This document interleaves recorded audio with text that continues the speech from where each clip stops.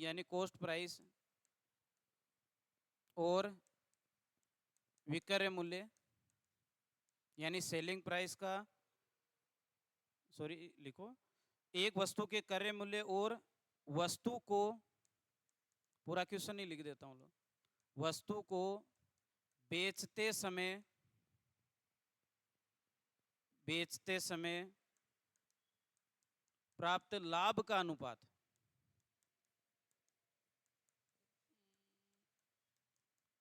4:1 है, तो लाभ प्रतिशत कितना होगा?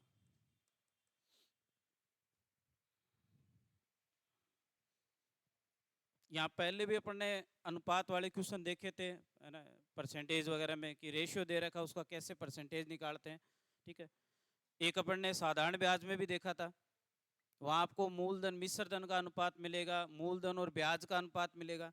यहाँ आपसे कह रहा है कि ये जो वस्तु का, एक तो क्या कह रहा है, ये सीपी यानी कॉस्ट प्राइस कह रहा है, और एक प्रॉफिट बोल रहा है आपको। इसका रेशियो दे रखा है 4:1। इसके अकॉर्डिंग आपको प्रॉफिट परसेंट निकालना है। तो यहां तो ज्यादा दिक्कत ही नहीं है ना। पहली बात तो ये दिक्कत नहीं है कि भाई यहां पर आपको ये पहले से दे रखा है, कितना है बताओ, 1 रुपए का है, निकालना नहीं पड़ा ना, ये तो दे ही रखा है आपको। अब आपको थोड़ा सा दिमाग लगाना है कि अगर परसेंटेज निकालना है तो परसेंटेज हमेशा किसके ऊपर निकलता है? सीपी पर निकलता है, यानी क्रय मूल्य पर निकलेगा। क्रय मूल्य कितना दे दिया आपको? 4, तो बटा 4 इंटू 100, बस इतना सा करना है। कितना आ जाएगा बताओ? 25%। आगे नहीं है।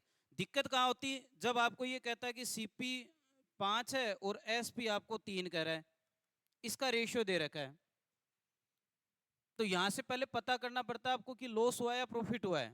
तो यहां से आप क्या देखते हैं कि कॉस्ट प्राइस यानी 5 रुपए में खरीदा और बेचा कितने में आपने? 3 में, तो कम में बेचा, तो इसका मतलब क्या हुआ है? लॉस हुआ है। कितने का? 2 का। और किसके ऊपर हुआ है ये? 5 पर, तो 2/5 इंटू 100, तो यहां से कितना आ जाता है? 40% अपने पास में क्या आ जाती? हानि आ जाती। यानी कि हानि प्रतिशत कितना आता है अपने पास में? 40%।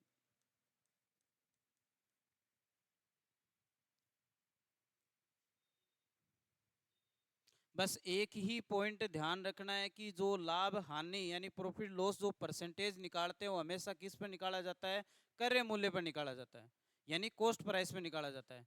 कंफ्यूज कैसे कर देगा अगर मैं यहां पर कह देता कि ये विक्रय मूल्य का अनुपात है, यानी ये एसपी का है, अब बताओ क्या होता? अब ये बटा 4 लिख सकते थे क्या? यहाँ पर नहीं लिख सकते थे अपन, तो क्या लिखते हैं ये बताओ आप?